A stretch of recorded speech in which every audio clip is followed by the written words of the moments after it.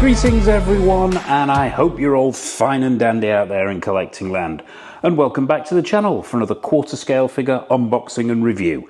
So today we are down in front of the details simply because of the size of the box and the figure itself. What we're going to be doing is taking an up close and personal look at NECA's quarter scale Alien Big Chap 40th anniversary edition, and that is one hell of a title. The review will take the usual format. We will have a quick look at the box, then it will be over to the table for an up close with the perfect organism, then we'll be wrapping the whole thing up with the usual showcase at the end. But before we dive into the box, some shout outs and background. Firstly, to everyone who subscribed and supported the channel, a massive thank you, one and all. And to those of you on the fence, go ahead, mash that subscribe button and bell notification icon. Not only will you be making an old man happy, which is worth the price of admission alone, but you'll be supporting us to keep doing what we're doing here at Go Figure. So a massive thank you in advance. So, the box itself. Now, NECA released this figure back in 2019 to coincide with the 40th anniversary of the release of the movie. But what they've done here is to actually replicate the original packaging from the 1979 Kenner release of this figure that was aimed squarely at kids. Now, I'm sure most of you out there will know this story, but for those of you watching who don't, Kenner were flying high back in 79, riding the Star Wars whirlwind and looking for the next big IP, and Kenner dropped their Alien figure for Christmas of 79, and parents around the world were suitably outraged. Kenner, they assumed that Fox were making a PG film, but Kenner even asked Fox to cut a PG version of the movie to appease the parents, but Fox ended up telling them where to go. The rest, as they say, is history. So if there's anyone out there who owns one of the original Kenner releases, you are sat on a gold mine. But that's enough of the Kenner history. Let's take a look at the box itself. Now, it's pretty much almost a perfect replica of the original box itself. I'm some way away from this box, but I'm going to try and manhandle it and get it into shot a little bit. What you've got is exactly the same, as I say, as the original Kenner box. The colours are the same, these blues, the window on the front here with the figure behind it, exactly the same. The lettering is the same. The only thing they've actually changed on the box is the images of the figure itself. And we'll try and get this into shot. I'll try and turn this around and lean in a little bit so you can see this. But it is a huge box, so if it does go out of shot, I apologise. What you've got on the sides here are, as I said, the Kenner box replicated. Pictures of the figure itself, the Alien logo at the bottom there. It says highly articulated arms to crush its victims, fully adjustable tail. Flip it round to the other side, and I'm hoping all this is staying in shot because I'm doing this one-handed. You've got some more shots of the figure itself. 1/4 scale posable action figure, pretty much identical, as I say, other than to the Kenner box, other than these rather nice photographs of the new figure. And on the back it says, as seen in the movie, relive the exciting action of Alien with the creature itself. There's a couple of pictures from the movie, one including an actual shot of the figure itself.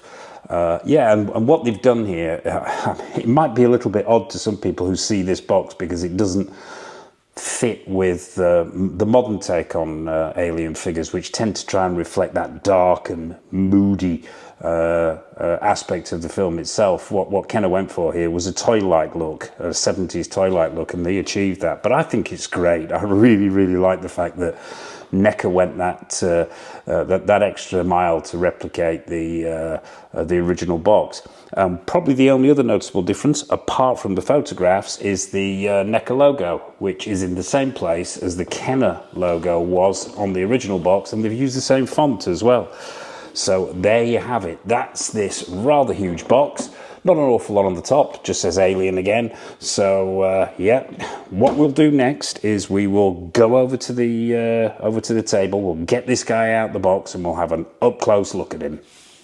Okay, so here he is. It's the Alien Big Chap himself by NECA, out of the box, onto a stand and in front of the camera. And I am literally, well, not literally, but almost in another room. I'm having to go so far back to get this this guy all in shot. He is one impressive piece of work. I have to admit, I'll hold my hands up here, this figure isn't new to me. I did stuff him back in the box for the purposes of the introduction there.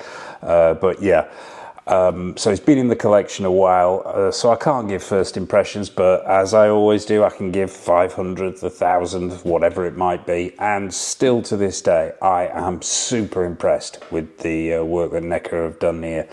I will go as far as to say that it is probably one of my favourite NECA pieces of all time. But I'll save the gush fest for the for when we wrap it up at the end there. So let's take a look at this guy, and super impressive is too. The proportions absolutely spot on. The detail is really impressive straight away. Paint applications great. Screen accuracy, as I say, completely on point. Just a fantastic piece of work, but we will take an up-close look at this guy.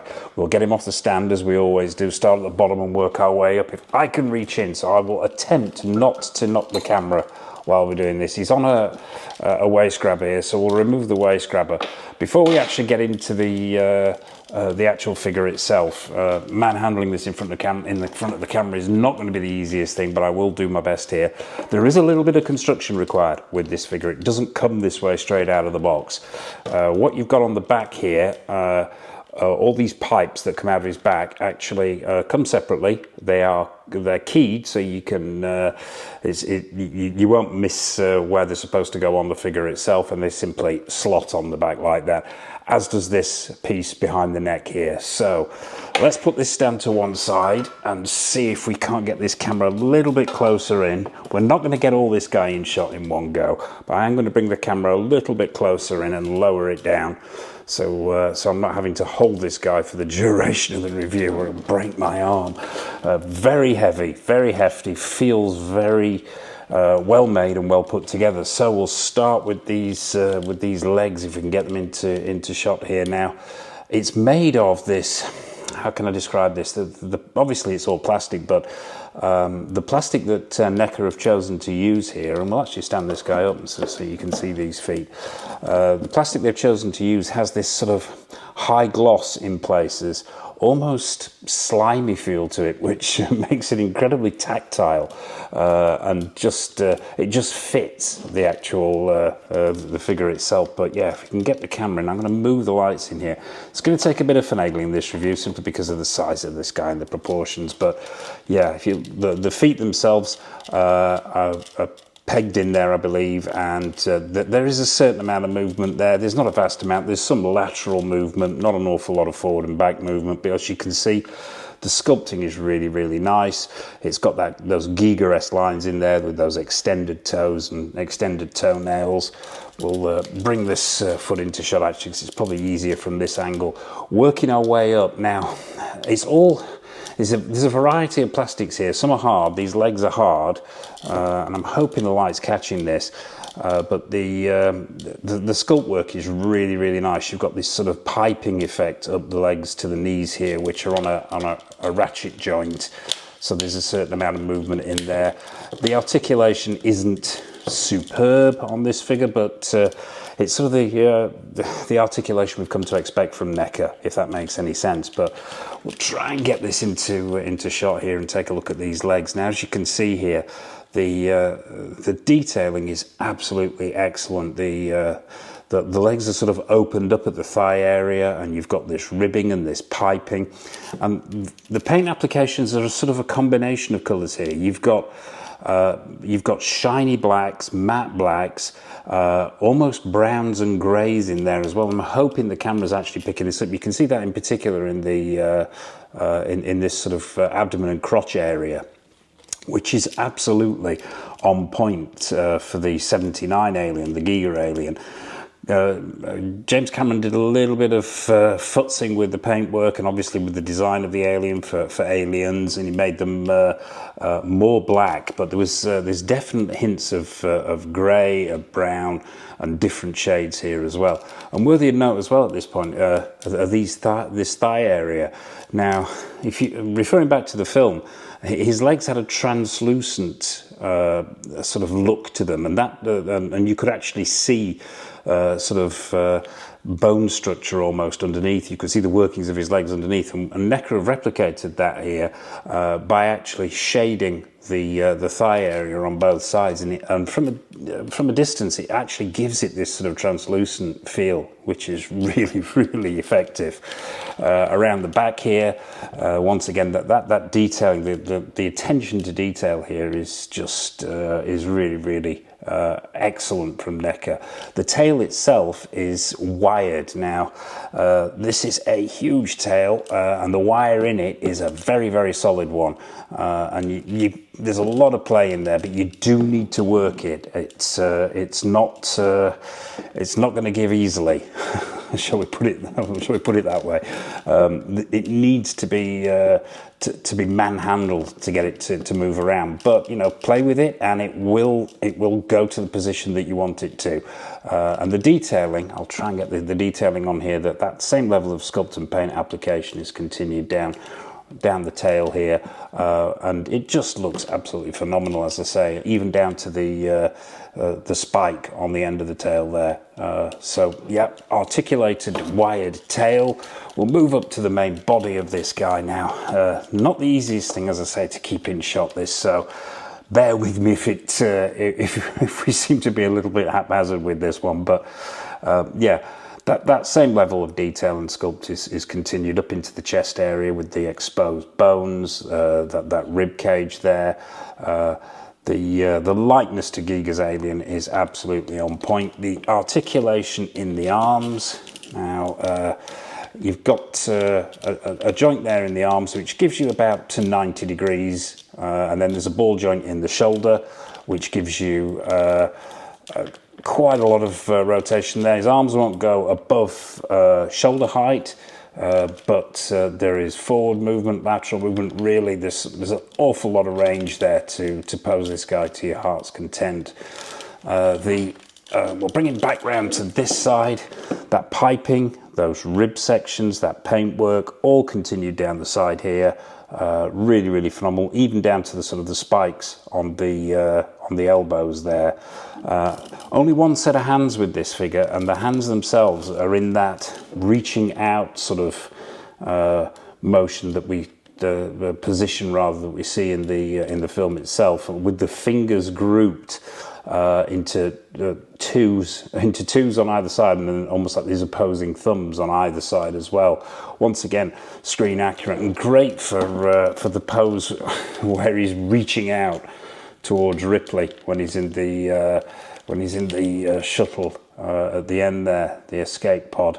But yeah, let's get this head into shot as much as we can.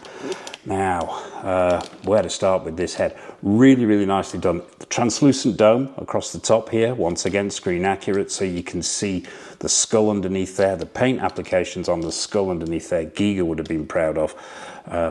Down to the skull underneath and the eyes, you can actually see the eyes underneath there, and all that piping and bone work is really, really nicely done. The mouth itself is articulated, and you've got about, it opens to, well, you've got a good opening there. It really does open wide, this mouth. And inside you have, and if I can get this to come out, sometimes it just needs a little bit of futzing, and you've even got the internal mouth there with some really nice silver dry brushing on there to pick out the details. The teeth on here are really, really well done in this sort of shiny silver, once again, screen accurate. It's all done in a hard plastic. There's no soft plastic here, so I am assuming, and I'll put that mouth back in, so yeah, there's some kind of peg joint there, ratcheted joint. I've never really investigated it, to be honest with you, but it's not like the solution that Hot Toys came up with, where they had, in their first ever alien, where they had rubber at the side which perished. This is all hard plastic, so It's not going to deteriorate over time. Round the side of this skull, you've got these shoulder areas, which once again screen accurate, these raised shoulder areas. The piping down the side of the head here is absolutely spot on. Really just one heck of an amazing piece here from NECA. Let's try and get him all into shot on his side here. Well, actually what we'll do is we'll bring the stand back in and we'll move back for our final thoughts on this guy. And one of the amazing things about this this piece as well is that it absolutely loves to be photographed. You really can't go wrong photographing this thing. All you need is a bit of uplight on this, and it is quite sensational, the quality of the photographs that you'll get with this. So we'll stand him back up on the stand, and we will bring the camera back out again so we can get him fully in shot here. So just bear with me while I stand him up, and then we will alter this camera. We'll pull back, raise it up, and we'll bring the light back on him again as well. And it might be worth actually at this point just lowering that light a little bit. Excuse me, if this just gives you a sense of if I turn this light off and you just have this light coming in at the side, this is how photogenic this guy is. As I say, really can't go wrong with it. But we'll light him back up again and go in for final thoughts on this guy. I have to say, had it maybe 4 years now, and the joints have become a little bit loose. The waist joint is quite loose, and these legs can be difficult to work with. As you can see, you've really got to get involved here. There's no delicacy with this figure. You've really got to chuck it about to get it to pose. And yeah, I would say there's been some minor deterioration in the joints over the years, but it still stands. Getting it to stand freely can be a bit of an issue. It is possible if you use the tail for stabilisation, but on the whole, I tend to go with the stand on this guy. But yeah, so final thoughts on the big chap. Well, as I said at the top there, yeah, 100%. It's up there in my top 3 NECA figures of all time.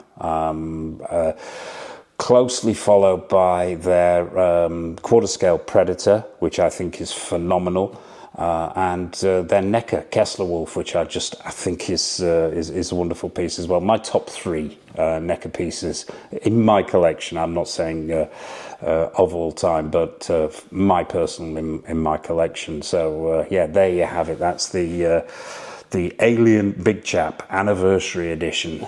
So what are your thoughts on this guy? Do you have it in your collection?